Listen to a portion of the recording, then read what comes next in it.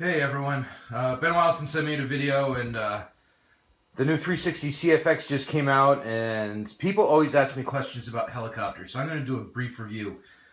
Starting with this guy. This should be your first helicopter. It's coaxial. You see it has the upper and lower blades, no tail rotor. Very easy to fly, very slow moving. Don't take it outside because the winds will take it away. I found that out the hard way. Once you get used to that and you're pretty good at doing the circuits and all the maneuvers, you know, doing a circle sideways and flying backwards and practicing whatever, you move on to your fixed pitch. Now, there's quite a few different ones. One of the older ones, right here with the flybar, is the Blade 120. And it's bigger, so it can handle some winds. There is a 200 SRX. I used to have it. I sold it because I really don't need a beginner helicopter anymore. And I already had all these, and these are, you know, I keep old ones around just for practicing inside the house and flying, and also, my son has given up on helicopters because they really are not that easy to fly. It took me a better part of 4 years to get into this. So the 120 is great. It's bigger for outdoors. The little MSR is its little brother indoors, and boy, if you don't have that tuned just right, you get really bad toilet bowl effect, and which is why I prefer the MSR-X, which is the flybarless model, and it has a computer system on board that helps control it instead of the flybars, so it's much more accurate to fly and much more controlled. Then you go over here. This should be your first collective pitch helicopter. This is the Nano Cpx. As you can see, I got this one really hopped up. My other one without anything on it is in the living room, but this is the one I fly normally. This has the brushless upgrades and everything. If you are going to get one of these, the only thing you really need to upgrade is a swash. This head adds a lot of weight, so it doesn't fly as nice as it should, but I already upgraded it, so I'm sort of stuck that way. Then there is the 130X, which is great. This actually is different from any of the other ones you've seen so far, as the tail is actually torque tube driven, which there's a tube that goes through there that spins the tail, and the gearing is just right, and it is a totally different flying experience than even the mCPX BL, which currently my mCPX BL, I took it out recently, and when I put it back in the box, I took it up the hobby store and put it in the consignment section. So if you're looking for a cheap mCPX BL, there's one at my hobby store right now. I don't recommend that. I recommend going right for the 130X. Unless, as you can see, the one next to it is just a little bit longer. That is the newer 180 CFX. Now, the 180 CFX is much easier to work on the tail, has a lot more power, and is a what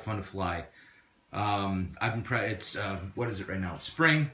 I've been practicing with this little guy, and it has been a lot of fun getting back into flying again for the summer season with him. Then from there you step up to the guy right behind him, the 300. And as you can see, I have two 300s here. And they are a little different, even though they look very similar. One is the 300X, which is old and discontinued, but it was great for me to learn on, and the other one is the 300 CFX. The 300 CFX is better tuned, a lot more power. My friend Bob can TikTok with that for 3 minutes straight. He absolutely loves the 300 CFX, and I love how easier it is to do even basic 3D maneuvers. So if you're going out, if you can find a 300X really cheap and you're just getting into it, that's great. If not, I definitely recommend the CFX, just a lot more power. And then next to that, we have the 450X, which is, I don't think they make that one anymore either. If you can pick one of those up cheap, they're absolutely great. It's, up until recently, it was one of my favorite helicopters. And as you can see, next to that is the 360 CFX. And it's a little longer. Let me get that right next to it. I got a 120 in the way. The 120 is in the way. Okay. So as you can see, they're pretty similar. The blades are a little bigger on the 360. The 360 CFX is named because the blades are 360 millimeters. And so it's not the number isn't some formula of blade size to power ratio anymore. They just go by the blade size. So the 360 technically is the 450 replacement. As you can see, this is a really nice bird, the 360 CFX. It has a fiberglass canopy. It has metal gears. Has the all-metal head. As you can see, I've never even upgraded this one. And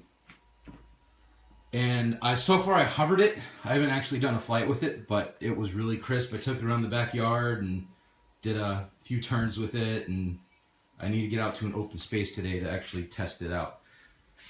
And then that is next to a really old 500 3D that, believe it or not, still flies. I used to have a Goblin 500. That's pretty much what's left of it. I'm tossing it out. That was a very sad accident. But the 500, you can see, once you go from 450 to 500, it's a lot bigger. And pretty much from there, from 500 to 550, 600, and then 700s are huge. I don't get that big because they get really expensive to fix. But there's nothing wrong with these old flybarless ones. I could change this over to a flybarred one, but I pretty much, when they're this big, I don't like doing 3D with them. I just like flying around and doing stunts and, you know, maybe a loop or a roll.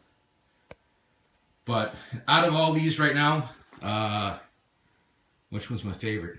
My favorite little one is definitely the 180 CFX, and my favorite big one is going to have to be the 360 CFX, just from the pitch pumps I was doing yesterday. It was so powerful. It just like up, down, went exactly where I wanted it to. And it runs on a 6S battery, whereas the 450 runs on a 3S. The rest of them run on 3S. This runs on a 6S. And of course that runs on a 6S, a much bigger 6S. I use 5000s in that. And this one runs on a 1300 or a 1350 6S battery. You could go lower and do lower head speeds. But, so remember, if you're going to get started, don't skip right to the big helicopters. You will regret it. At least start with a fixed pitch. The 200 SRX is great. Great place to start. Has safe on it. Flies easily. And then get into collective pitch, starting with the Nano. And then work your way up to either the 180 or 300. Alright guys. Let's take the canopy off the 360. Take a look at this guy. I know it has helical gears on it. The canopy is beautiful. It's an actual fiberglass canopy. It is not plastic like on all the other models. And it is highly visible. When I had it out in the backyard yesterday against all the trees, it was beautiful. Helical gear, like I said, all metal head, all metal, where are they? Oh, there they are. All metal servos. I do love the new design where the motor is underneath going up to the gear and there's nothing to rub up against the battery, because I had a 450 3D burst into flames because of that. So a lot of new safety. The only thing, and people mentioned this online and I checked, and they look pretty tight, because you know whenever you get a helicopter this big, you really got to go over it. There are some wires there really close to the gear, but I inspected them and they're tight and they're not going to get caught up in anything. Of course, this has the BeastX flybarless system on it, which just I'm a big fan of. I love it. And so that is the 360 CFX. Speed controller's in there.